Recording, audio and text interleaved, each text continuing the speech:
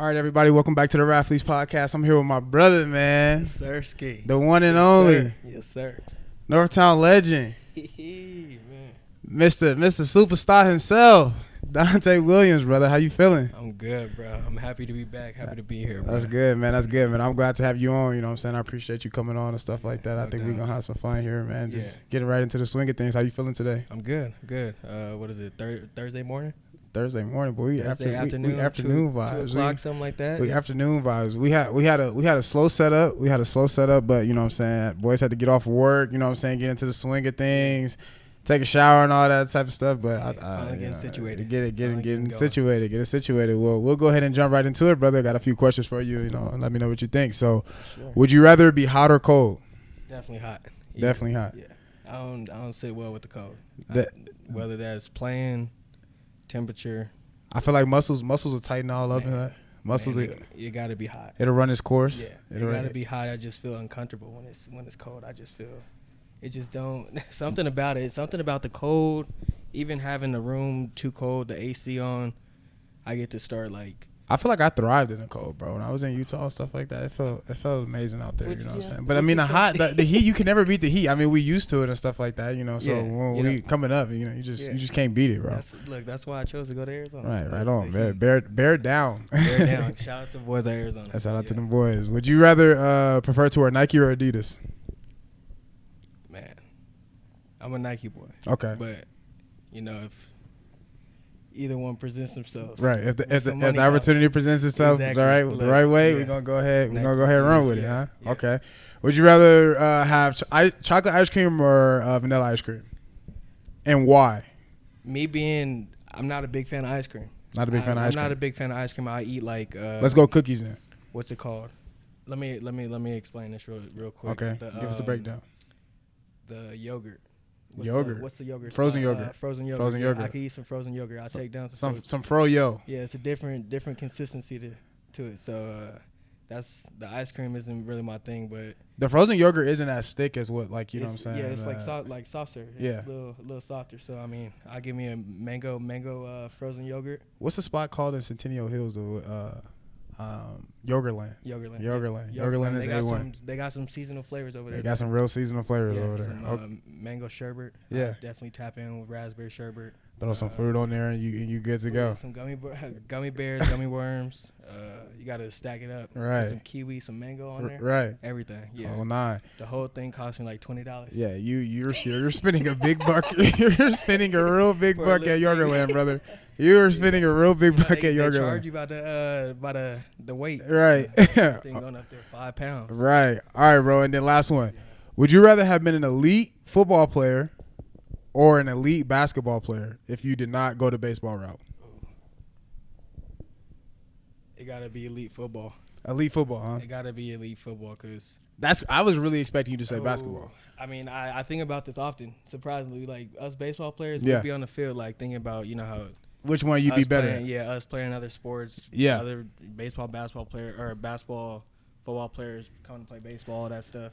See, and I was thinking, and for y'all that don't know, Jack, D. Will, and I, you know what I'm saying, we used to run our course at Brian and Terry Cram Middle School. So I know for me personally, I'm going to go with hoop if, you know what I'm saying, I was on the basketball route because I just feel like, you know, we put our time in, did our dues, you know, we did what we needed to do. You know, Jack got his taste of the basketball scene, but then, you know what I'm saying, like, for us, you know, I'm going with basketball. I was really thinking you was going to say basketball, bro. I feel like I've never played football, so that's another reason I think why I say that. I feel like I want to experience that and, you know, being an elite football player, like, running dudes over, just seeing the talent that's in the NFL, like. Right.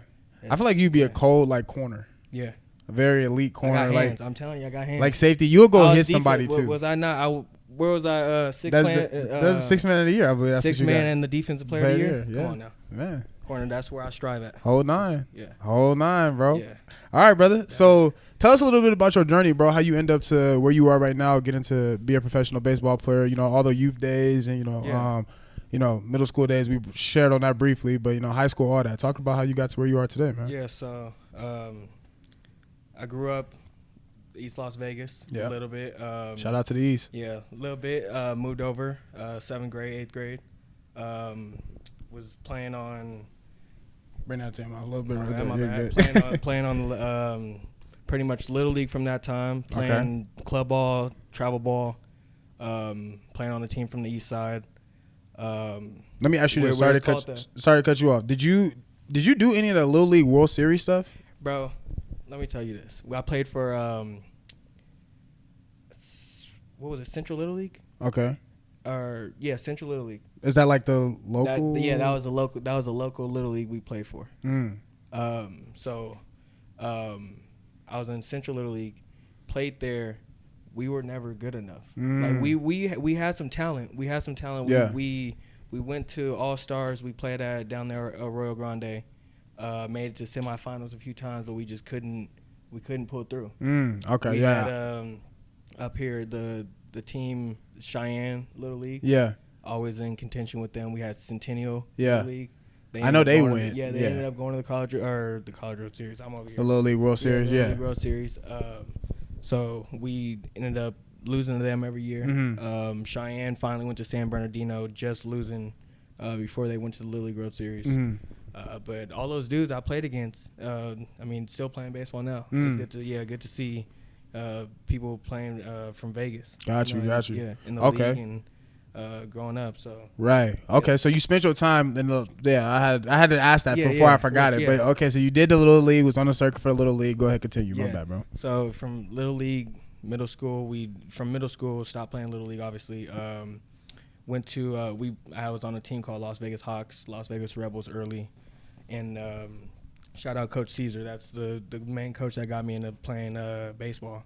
I wouldn't be where I am today if it wasn't for him getting me into the sport and everything. So his son, the great group of guys that I played with growing up, just made baseball fun for me. So played for them. We were traveling from Florida to California to Arizona. I would go stay with their house. They were 5 minutes up the road. So got you.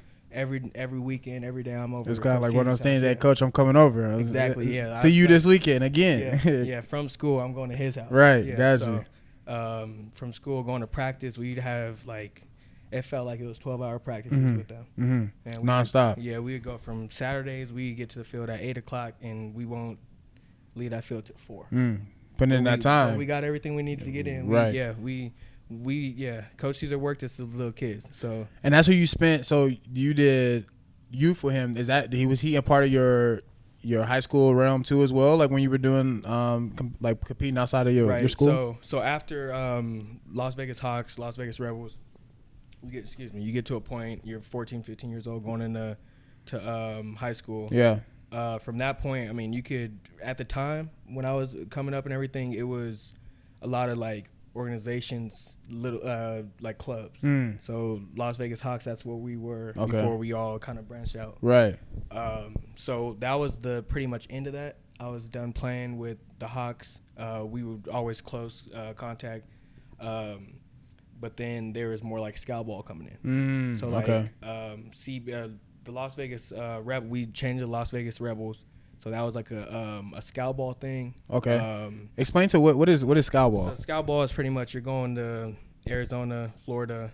Going to the spring training complex. So kind of what AAU basketball be for playing in tournaments and stuff like that. Okay, got you. Same thing compared to AAU. Some going to football camps. Okay, got you. Yep. Playing 7-on-7. So you're literally just going to playing in front of scouts. Okay. It's college scouts, MLB scouts. From the moment you're in high school, you're on the map. So get on the scene early. Yeah, exactly. Okay. So I was introduced to all that 13, 14 years old. I got the opportunity to go to North Carolina to play on the USA team. Okay. So I had the chance to go to a lot of stuff that made a name for myself coming into high school. Got you. So going into high school, you had a pretty dominant career at Legacy. You made a household name, especially from us locally. Like I know, speaking personally, like I didn't, think that Legacy ever had like good sports teams and stuff like that or anything like that. And I wasn't until I got older that I realized that like it's really about what you make it, how you make it, and make the experience. And I feel like you made a name for yourself at Legacy. So how did that, how'd your time go up there? Yeah. It's funny. Me and Jack were just talking about like, what if we went to the same that's high facts. school? Yeah, that's facts. What if we did this? And I was just saying like, I'm kind of glad we all stayed where we were. It's more like you said, like it's what you make of it. Right. So, absolutely. I'm glad I stayed at Legacy. I was blessed to get the chance to go to school with my sister my freshman year. So we shared that experience going to school together. But other than that, Legacy was Legacy. Yeah, right. It wasn't the best sport. You had to make the most of it. Right. A lot of extra time that I spent, outside of Legacy that wasn't shown there. So I feel like honestly it was just another place I played. When did Arizona come into the picture for you? Late. Arizona came into the picture late. So going into freshman year, it's a whole long story. I was getting recruited by San Diego. So this is after the USA team, 13, 14 years old. I'm getting recruited by San Diego at the time. Yeah. And Jay Johnson, he's on the staff at San Diego. The head coach at the time was Rich Hill. Okay. Jay Johnson, your coach at Arizona. Jay Johnson, yeah. Okay. So had no clue at the time. Me not knowing at all. Yeah. I'm talking to San Diego. Yeah, like not really talking to San Diego, but like it's just a kind of idea. Yeah. Whatever. Yeah. And end up not choosing San Diego. Jay Johnson from San Diego went to Nevada, and I started talking to Nevada. Heavy. I got like family ties to Nevada. My dad graduated there, played football there. My mom graduated there. Yeah. Sister, my brother goes there and plays football there now too. Yeah. So that was the spot. I was going up there, and that's where you thought you was going. That's where I thought I was going to. That's where I wasn't big on the Reno. It's too cold. Yeah, it's way too cold out there. We already talked about the, you know what I'm saying, the heat and how we like the heat, how you like the heat. I mean, cold was cool with me, but go ahead, I can't do the cold. I'll tell you, I'll be the first one to tell you that. If I step outside and it's under 40 degrees, under 50 degrees, you're going to hear me complain about the cold. Yes. Bro, I do not do the cold. Yeah. I'll wear 3 or 4 jackets. Man. I be getting a cold sweat going. Yeah. Man. So you thought at the time that Nevada was going to be the spot for you. Yeah. And then Jay ends up going to Arizona at what point? It was, so he had his first season at Nevada, ended up, I want to say, having like the single season like win record, had a really good year, not making postseason. I want to say it was second season he left after that season. Yeah. Or after his second season. Yeah. Went to Arizona, and that was my senior year. I was like going into senior year, I'm like, okay, I don't really know where I'm going. Like I'm going to Nevada, but this just happened in a perfect and you had time. offers and stuff like that at this point too. Yeah, perfect timing. Yeah. I was having UNLV. I talked to UNLV, talked to Oregon. Yeah.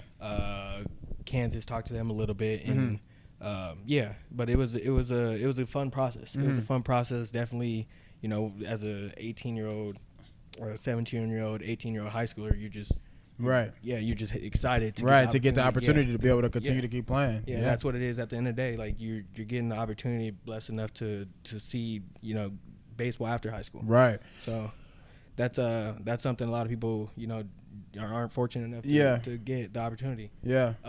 So what do you feel like? Well, go ahead, finish what you're saying. He had made the move to Arizona. Yeah.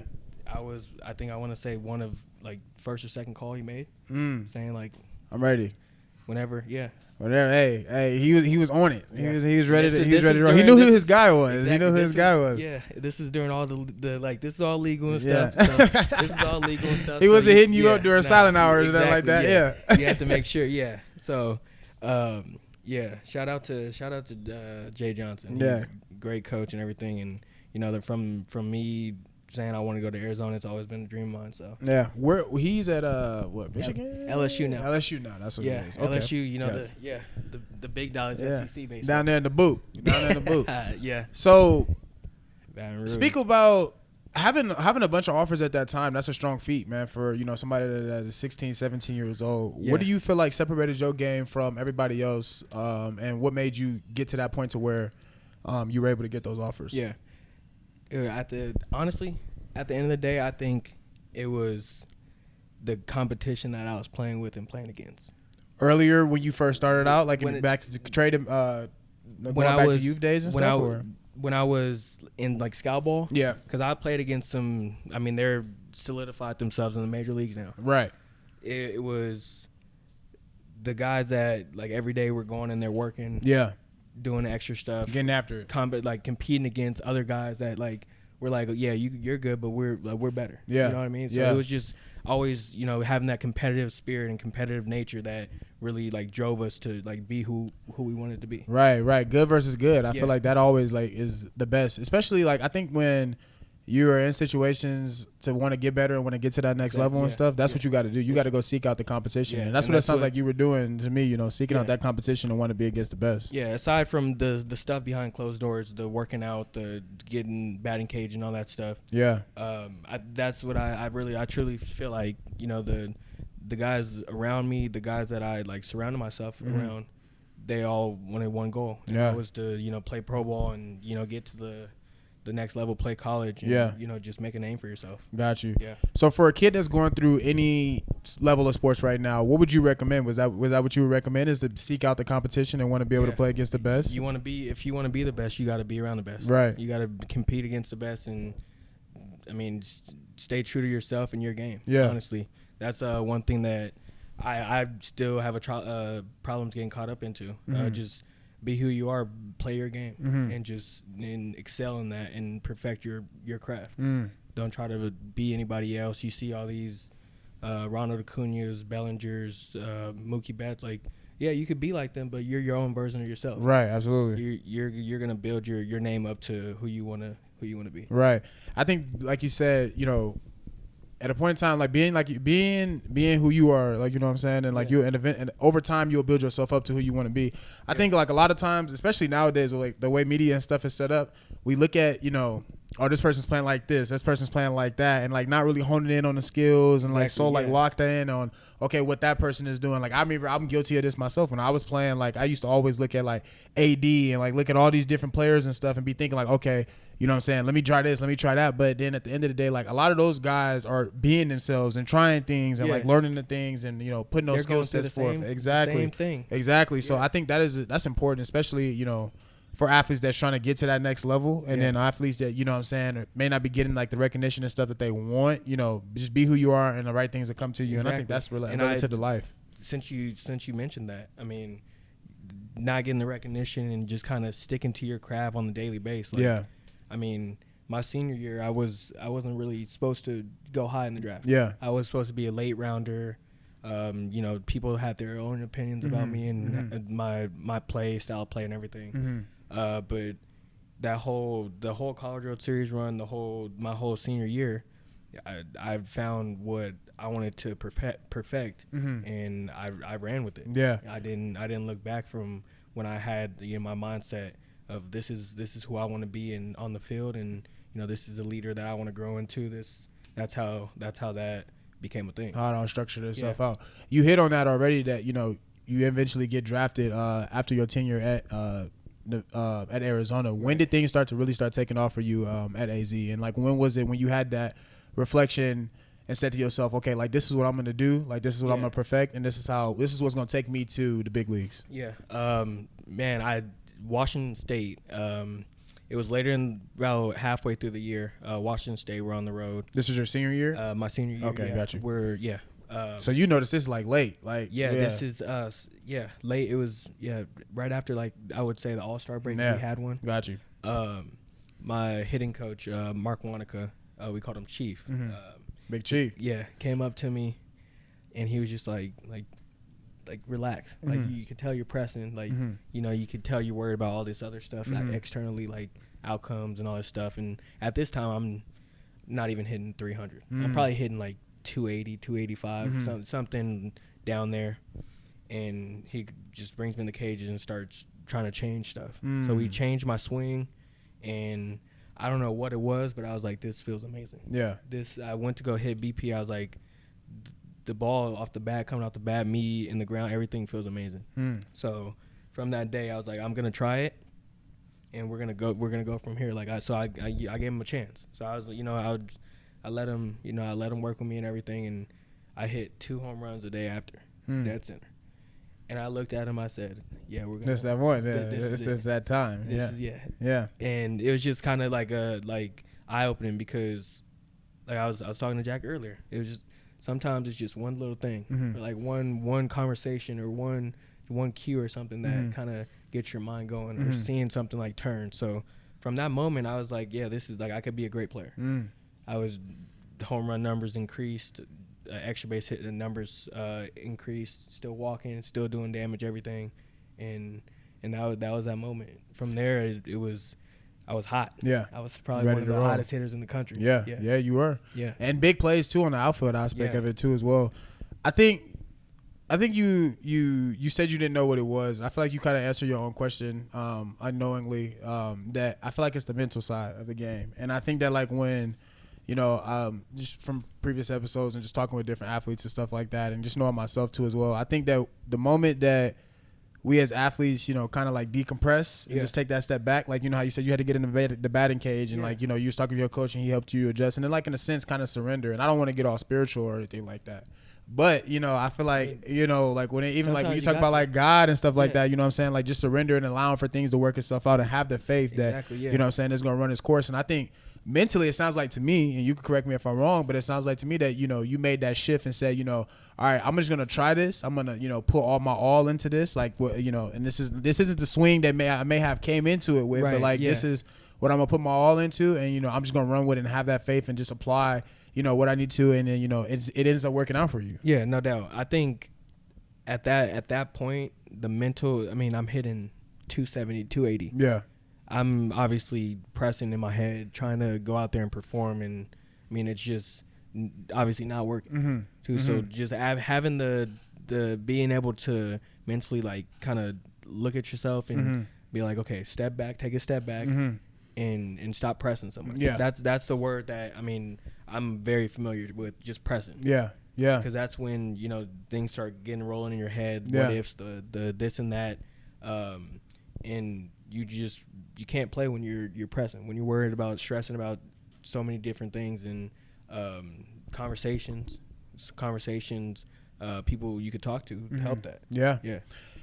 What were you gonna say? No, I was gonna say, so that mental side of the game, man, is very important for athletes, and one that is make a breaker athlete. I'll tell you that. It will, and that's the main premise of this podcast is, and I like to ask, like, how important as an athlete, just so other individuals get that other perspective outside of just me mentioning it, how important is that mental side of the game for an athlete? Dude, like it makes or break an athlete, honestly. It's one of those things where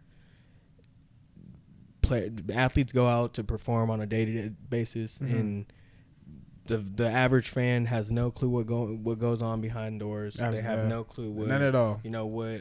What players are dealing with on a daily basis. You're going out to on a major league level, you're going out to impress 60,000 people, and the things that are thrown your way, the comments, everything, you never know what players deal with. So it's just one of those things where, players obviously strive to do their best on the field. They strive to be the best that they can every day, and sometimes it's tough. Yeah. And having people to talk to, having a source to kind of just gather information and to know that you're not alone is something serious. Right. Yeah. I think, and it's crazy because I feel like this has been a common thing ever since sports. I'm sure ever since sports began, athletes have dealt with like the mental side of the game. And I think that the main thing is our reaction to it and how we like cope with, the tough situations that we deal with, what is being thrown our way. And, like you said, you mentioned, communicating and having somebody to talk to. What are some of the ways that, you dealt with like any mental hurdles and stuff like that, the listener could take it to kind of, put into their life and, allow for them to, get over those hurdles? And baseball is a game of failure, which is tough. And it really takes a toll on, you know, mental health and just playing every day. It's just one of those things where you kind of have to you have a good support system around you. I think having a good support system around you, having somebody to talk to, it's not easy either. But being able to trust and rely that people go through the same thing that, you know, other people go through. Right. So giving that perspective too. Yeah. I mean, I've been down to, like, in Pro Bowl, I've been down lowest of lows. And sometimes, like, I see other players on other teams. I'm like, I could see you're struggling. Yeah. I could tell, like, just on the field, like, playing wise, you're not getting what you want out of it. Yeah. And you could tell you're just, not having fun out here. Yeah. So it's just one of those things where it's like, hey, like you good? Like pick you up, like let's talk, let's have a conversation. Just shooting the shits with them. Yeah. You know what I mean? Like, just having a good time, just kind of bringing some type of joy and excitement to the game. Especially because you guys have a lot of games, bro. Yeah, 138. We that's a lot of games. So like you said, it's a game of failure. Like just as many opportunities as you have to succeed, you'll have just as many opportunities to fail too as well. And I mean, you can go through some tough stretch. I've seen people go through 0 for 100, 0 for 80, and seeing it hurts you because you're like, you try to talk to somebody, and I'm a victim of it too. When people try to help me, like, it's just, I don't want to talk. Yeah. Like, it's when after games, sometimes I'll be like, I don't want to talk to anybody. Right. It's because it's tough. It's just, you go out there, you obviously want to perform well, and it's just when you don't get the outcome that you get, it hurts. Yeah. So, just being able to talk and kind of grow a environment, a brotherhood around wherever you're around is huge. Just knowing that people have your back. It's imperative. Exactly. It's very much so imperative, man, because, like, you know, like you said, building that brotherhood and, like, building that community, and, you know, brotherhood, sisterhood, you know, whatever sport you play. Right, I think it's important to, you know that other people are around or going through similar struggles. I think that you can get a perspective. I think when you get that perspective and you're able to just sit back and, like I said, see that, you know, other people are going around it, it's kind of, you know, it relieves you in a sense. I would never forget, you know, the first time that I ever seen that something like really mental health wise really resonated to me is when I seen I Am Athlete, and you know, and when I seen like Chad Ochocinco and Brandon Marshall and all them sitting on that podium and they were talking and stuff, and it's like you would think that these guys have it all figured out and stuff like that, but then like this is at a point where like you kind of see that, you know, there's more behind like what is being put on camera and stuff like that, and like it's a lot of tough days, man. It's, you know, it's a lot of tough days. It's a lot of, you know, having to get over adversity, but I think the main thing is just having, you know, somebody there that you could talk to, even if it's just not them responding, but just listening and, you know, just being able to just be there. I think that it can make or break a person for sure. A lot of time, honestly, is, I mean, you don't have to talk to them. You just listen. Honestly, a lot of time is just being an open ear for somebody. And whether you have the right or wrong answers, it's the trust that person gains with you to come and talk to you. And that's what it is at the end of the day. Like, we have our own mental consultant. We have somebody that we can go and talk to that, you know, sometimes she might not have all the answers, so she'll be straight with you and be like, look, I can't tell you this and that, but I'm here. I'm here.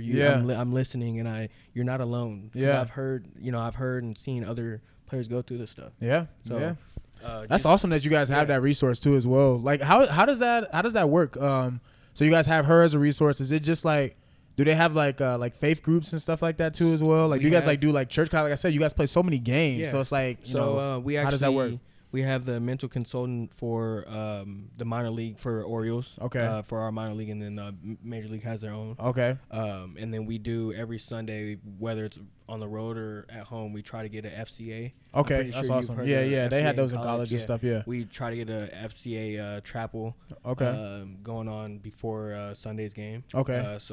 We try to. Is that like player led, or do you guys have like a pastor and stuff come in? We get a pastor to come in, but majority of the times it's players goes to coaches. Okay. And they kind of reach out from there.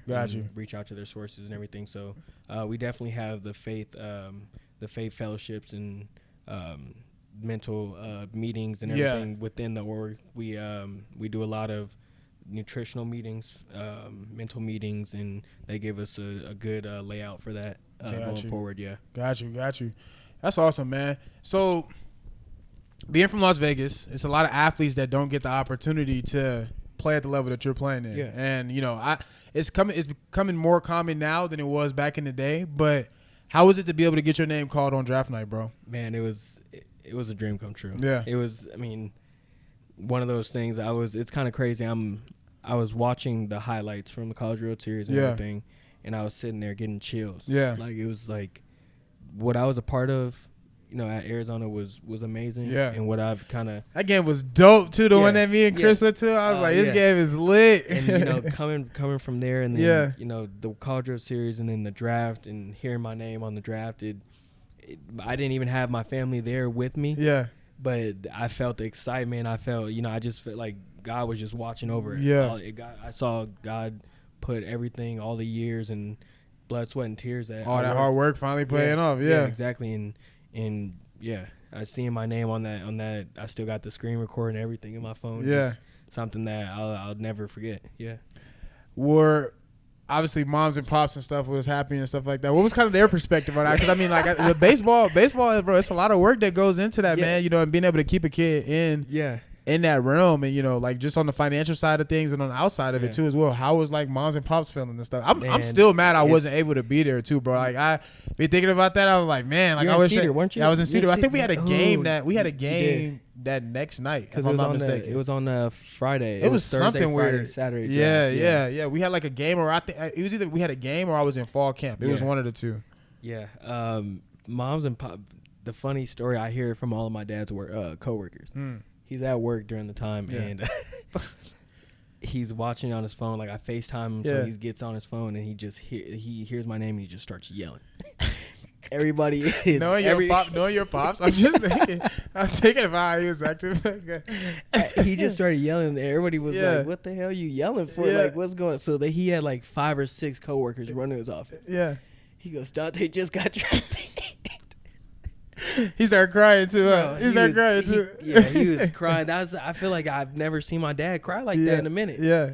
Yeah. Was Deion and them wasn't there, were they? Like Deion's his little brother, but Deion and them wasn't there. Sheree wasn't there. Sheree, where was Sheree? She was at the house somewhere. Dean was at the house somewhere. There's I was chilling. I was in the barber shop. I was getting my hair cut. Over there. Shout out Frank the barber. Yeah, Frank the barber. I was getting my hair cut and my agent called me. It happened so fast. Yeah. My agent called me and I had probably like 2 minutes to get everybody on FaceTime. And black folks, they don't like to answer. They'll let that phone ring. They'll let it ring. So I called my mom probably like 6 times. I had to get her on the phone call first. Yeah. Got him on the phone and we watched the thing, the draft together on the phone and everything, and everybody was screaming. Yeah. Everybody was screaming. So we got together, threw a little draft party later that night. Yeah. We had it was a lot of festivities. We had some fun. Yeah. That's awesome, bro. I just want to say, I mean, I've told you this before, but I just want to say again, just while we on the pod, bro, I'm very much so proud of you, bro. I think that, looking back, like I said, at, when we all got the opportunity to meet in 7th grade, you, Jack, and I, and then looking at how everything just came full circle for you, you know what I'm saying? We knew, like, the work that you was putting in and, like, how hard it is. Like we mentioned, coming out from a school like Legacy, bro, like, it's not a dominant sports program. Being able to make it out and make a name for yourself is awesome, bro. And I appreciate you. It's funny you say that, and I remember a basketball practice we just got done, and I brought all my baseball stuff there because I had to go from basketball practice to baseball, and I got dressed like in the gym, had all my baseball stuff on, and we just had finished basketball practice, and you guys were like, Where are you going to? I think I remember that, bro, because I didn't even know you played baseball. I think you actually said you're yeah. Like, I think that was like the day you played. I was like, you played baseball? Yeah, too, I do bro? remember. Yeah, and we were just all sitting there like, I gotta go. Yeah, yeah, we got practice right now. So it's been that long, and I watch you grow as a person, and I'm proud of both of y'all. So I appreciate that. It's still the beginning of what we have a bigger picture in mind. Yeah, absolutely. Yeah. So how's the big leagues been, man? I know, I mean, you haven't got the big call yet, but like overall, how's it just been being a pro? Ball, yeah, it's a pro. I mean, minor league is the minor leagues, which I mean, it's just a part of being a minor league. Yeah, absolutely, it's part of the process. There's things that we wish that was better in the minor leagues, but we're moving in the right direction. Yeah. it's fun playing it. We play 6 days a week. Mm-hmm. Mondays are off days, and it's just one of those things where you play 6 days a week. You're playing the same team, and you're building relationships and like a brotherhood. Yeah. So it's just like you're in this brotherhood, and you get to know these players, and it's just you kind of try to make the best of it. Is there a lot of movement that happens like throughout the season? Like what guys like getting calls up on your team and stuff like that? And there's the times that you see movements happening more than others. Mm-hmm. Playoff pushes. Mm-hmm. You see guys get sent down. All-Star break. You see guys get sent up and stuff. So it's just one of those things where you don't know how long you're gonna be in a spot. Yeah. So I've had teammates that I grow great relationships with. Yeah. That got called up, got called down. I'm It's like, tough. damn. Yeah. Like this one hurt. Yeah. Like, I'm like I see you doing your thing every day and playing 6 days a week. That's a lot of time. Yeah. But it's like one of those things where it's like you cool. Like we had a good relationship, good ball and everything. But go do what you have to do where you go to. Yeah. So I'll see you up there. Yeah. So. What's one of the biggest hurdles that you have had in pro ball that's been different from college sports and like the high school scene, youth ball too as well? Playing, college you play 3 days a week, maybe 4. Yeah. With the midweek. Pro ball you're playing 6 days a week for 3.5 months, 4 months. Yeah. So it's being able to get over that hurdle. Mm-hmm. You can't it's hard to say you can't ride the ups and downs, but it's such a long season, and you kind of just have to find a medium. Find a medium, and you can't let previous days affect future days. Yeah. So it's just having the same attitude, whether you're going good or bad. Yeah. So that's what pro ballers strive to work on every day. That's what I try to work on every day, just being the same person, whether I'm going good or bad. Right. Saying even kill. Yeah. So if you could give a youth baseball player any piece of advice to get to where you are right now, what would that be? Play the game hard. Play the game hard and be yourself. Like, which I love seeing, little leaguers trying to be like Mookie Betts. I want to play like Mookie. I want to be on the same stage as Mookie Betts. But be yourself and play hard. And I feel like if your style of play, if you perfect your craft to play, or if you get on the map with your style of play, whether you're the cocky person, whether you're just mild, you kind of stay in the back. Just play your style of play, and don't let anybody tell you it's right or wrong. Because I've seen the best players with the best attitudes, and I've seen the best players with the worst attitudes. They all get to the same spot. Yeah, and that's what it is about, man. And let's go ahead and wrap it up with this one. If you could tell your younger self one thing, that's a good one. Rather it be baseball, not baseball, what would you say? Oh, that's a great question. I would probably say,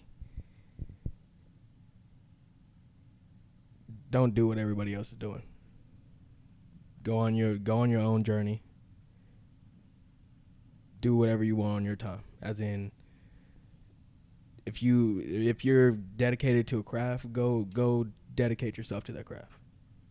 You go put in the work and